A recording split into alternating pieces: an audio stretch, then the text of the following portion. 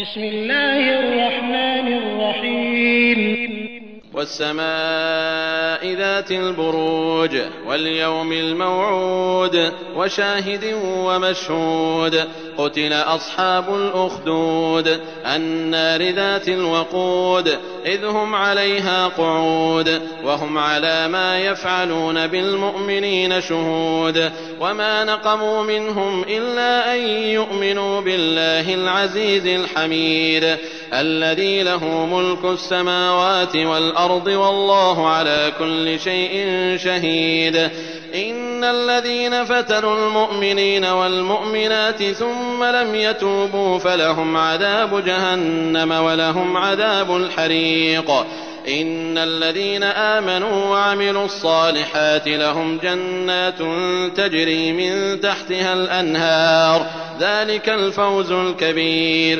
إن بطش ربك لشديد إنه هو يبدئ ويعيد وهو الغفور الودود ذو العرش المجيد فعال لما يريد هل أتاك حديث الجنود فرعون وثمود بل الذين كفروا في تكذيب والله من ورائهم محيط بل هو قرآن مجيد في لوح محفوظ.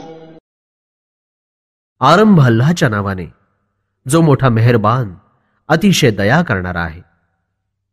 मजबूत बुरुजवाल्या तटबंद आकाशाची शपथ आणि त्या दिवसाची शपथ ज्या दिवसाचा वायदा अगदी पक्का आहे, आणि साक्षीची ज्यावर साक्ष गवाही दिली जाईल त्याची.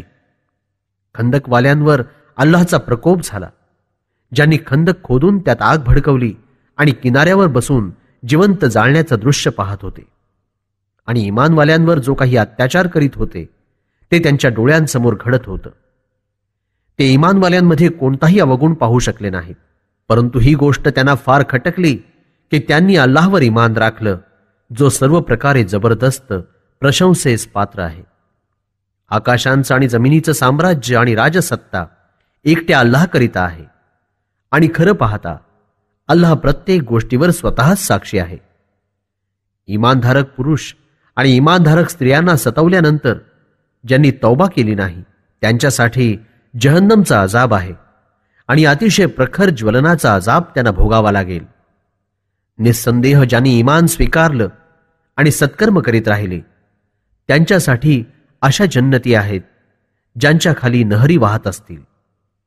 ही अतिशय मोठी सफलता आहे. निस्संदेह तुझ्या पालनकर्त्याची पकडही अतिशय सक्त आहे. निस्संदेह पहिल्या वेळीही त्यानं निर्माण केलं आणि दुसऱ्यांदाही तोच निर्माण करेल. तोच मोठा माफ करणारा, अतिशय स्नेह प्रेम राखणारा आहे. ईश सत्ता केंद्राचा स्वामी, अत्याधिक महानता आणि वैभव राखणारा, ज्या कामाचा इरादा करील ते करून दाखवणारा.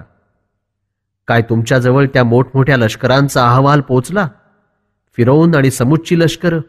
खरं तर हे इन्कारी लोक खोटं ठरवण्यात मोठा जोर दाखवित आहेत. त्यांना माहिती करून द्या की अल्लाहनं सगळीकडून त्यांच्यावर अजाबचा घेरा टाकला आहे. खरं तर हा कुराण असा ग्रंथ आहे जो अतिशय महान आणि शान वैभव राखणारा आहे. जसा लौहे महफूज सुरक्षित शिलेमध्ये होता तसाच इथे आला आहे.